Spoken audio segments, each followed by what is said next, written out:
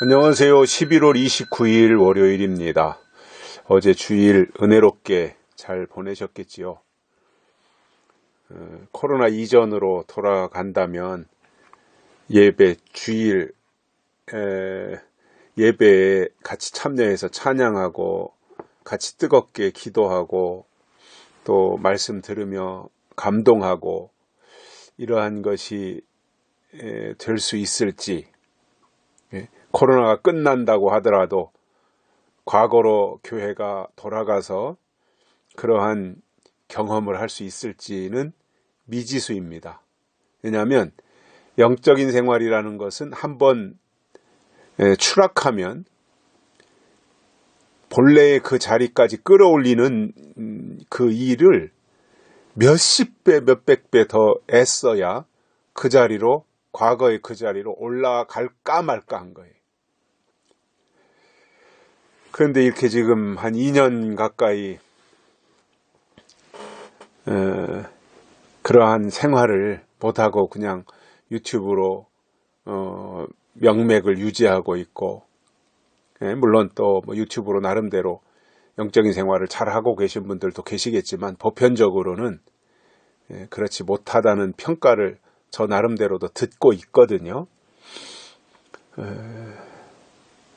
그러나 우리는 어찌됐든 뭐 코로나가 계속 유지되든 아니면 끝나든 상황과 현상과는 상관이 없이 우리는 언제나 하나님의 뜻대로, 약속대로, 말씀대로 살겠다고 하는 몸부림이 있어야 되고, 현장 예배에 모이든 아니면 유튜브로 온라인 예배를 드리든 어떤 상황에서든지 하나님의 말씀을 놓치지 않고 영맥을 붙잡고 간다고 하는 이 모습을 유지하고 간직하고 가는 것이 무엇보다도 필요하고 중요하다, 이렇게 생각을 합니다.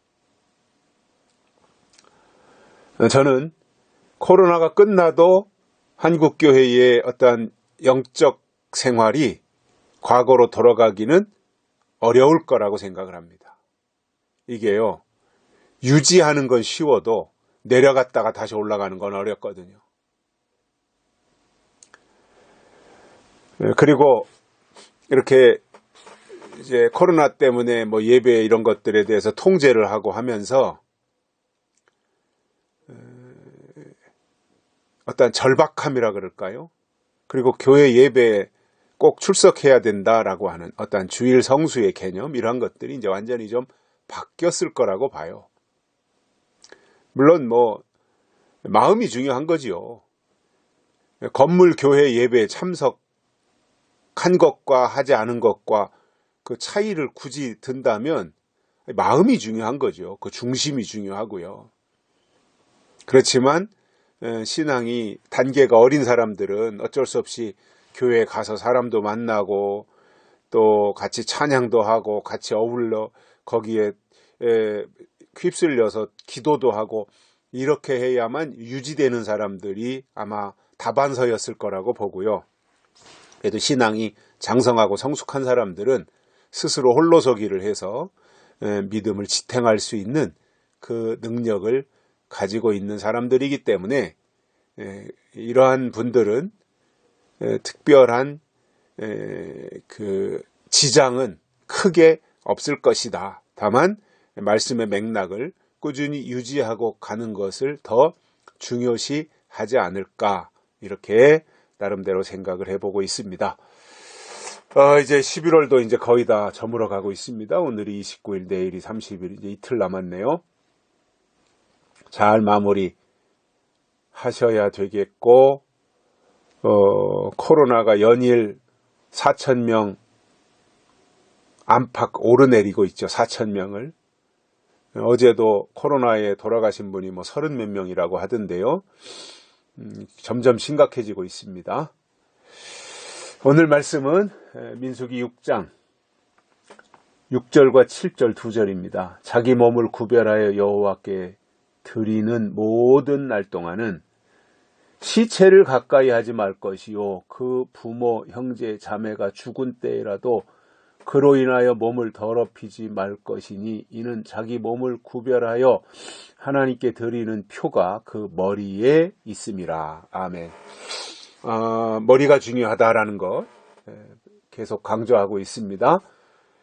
그래서 나실인에 대한 이제 그 하나님 앞에 구별된 나실인들, 요즘 말로 하면 하나님께 입맞은 사람들이 이 시대의 영적 나실인이 되는 거잖아요. 구별된 사람이니까. 그러한 사람들은 오늘 세 번째로 말씀하는 것이 뭐예요? 시체를 가까이 하지 말아라. 얼마 동안요? 자기 몸을 구별해서 하나님께 드리는 날 동안, 즉 나실인 서약이 끝날 때까지는 시체를 가까이 하지 말라, 이 말을 하셨습니다. 이것이 그때 당시에는 물론 실질적인 시체였겠지만 오늘날 영적인 의미로 우리가 받아들여야 될 거고요. 이것은 영이 죽은 신앙을 말하죠. 영이 죽은 신앙. 사실상 육이 죽은 것보다 영이 죽은 게 더 문제잖아요. 육은 수명을 다하고 죽었어도 영이 살아있다면 천국에서 하나님과 함께 있을 것이고 또 부활체로 나타날 것인데 영이 죽으면 끝나는 거잖아요. 그러니 여기서 나실인에게 시체를 가까이 하지 말라는 것은 영이 죽은 시체를 말합니다. 영이 죽은 시체. 그러니까 육신은 아무리 고깃덩어리는 돌아다니고 뭐 이것저것 하고 뭐 예배에 참석하고 한다고 할지라도 그게 살아있는 것이 아니라 하나님 보실 때는 라오디게아 교회처럼 죽은 거예요. 실상은 죽은 거다 말입니다. 그래서 우리가 신앙생활을 하면서 늘 이렇게 자기 자신을 점검해야 될 게 뭐냐면 내가 영이 살아있느냐 영이 죽어있느냐 이거예요. 이 부분에 대한 점검은 늘 해야 되는 거예요. 교회 다녔다 교회 나갔다 그래서 영이 사는 것이 아니라 영은 하나님이시잖아요. 하나님은 말씀이시잖아요. 그럼 이 시대에 하나님이 주시는 약속의 말씀이 그 속에 임해야 그가 영이 살아있는 거지 교회에 가서 예배 참석했다고 영이 사는 게 아니라는 거예요. 그런데 사람들은 나는 교회 다니니까 영적인 사람이다.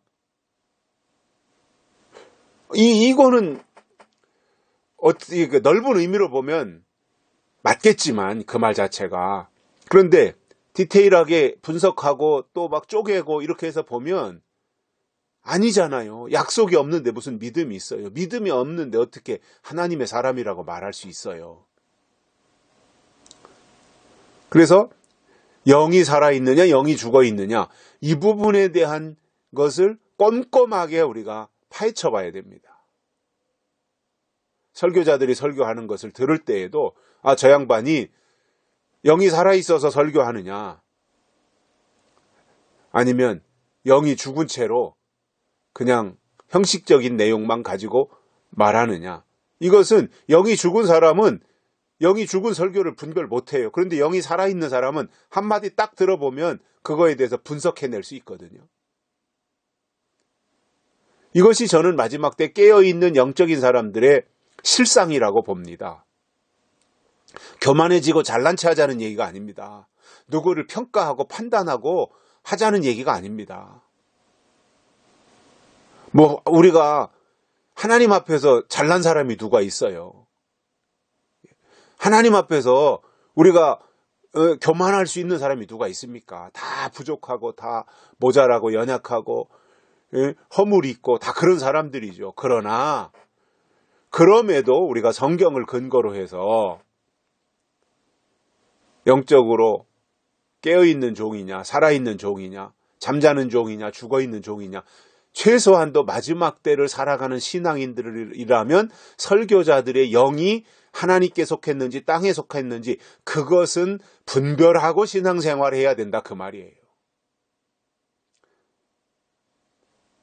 누구를 평가해서 심판하자는 얘기가 아닙니다. 나를 지키기 위해서 상대방의 영이 하나님께 속한 사람이냐 아니면 세상에 속한 사람이냐 그것을 분별해야 나를 지키잖아요. 내 영을 지키기 위해서 무조건 모든 설교를 다 하나님의 말씀이라고 듣고 쫓아갈 것이 아니라 그 설교가 하나님께로 온 것인지 아니면 세상에서 온 것인지 그것을 분별하고 가야 된다는 말이에요. 그래야 그가 영이 살아있는 사람인 거예요. 그것을 못하면 영적 시체가 되는 거죠. 오늘 그 민수기 6장에서 어느 정도로 시체를 가까이 하지 말라고 했냐면 그 부모 형제 자매가 죽은 때라도 그로 인하여 몸을 더럽히지 말 것이니, 시체를 가까이 하지 말라는 거죠. 부모가 아니면 형제가 아니면 자매가 죽은 때라도 가까이 하지 말아라. 저는 깊은 의미가 있다고 봅니다. 우리가 세상에서 이것을 아버지가 돌아가시고 어머니가 돌아가셨는데 장례식에 참석하지도 말고 임종도 지켜보지도 말고 입관할 때 쳐다보지도 말고 이런 말이 아니잖아요. 인간적으로 할 도리는 다 해야지요. 그러나 영적으로 하나님께 속하지 아니한, 영적으로 세상에 속한 그들이 아무리 뛰어난, 아무리 부모이고 형제이고 자매이고 할머니이고 할아버지고 이렇게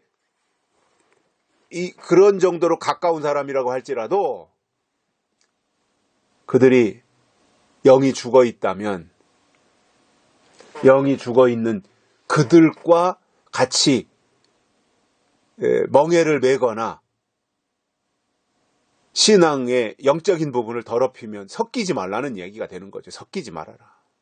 영적으로 그들과 섞이지 말아라, 그거예요. 영이 죽은 사람들과 섞이지 말아라, 그거예요. 왜냐? 섞이면 같이 죽는 거니까요. 구별되는 게 뭐예요? 섞이지 않는 게 구별이잖아요. 신앙이 뭐예요? 구별되는 거잖아요.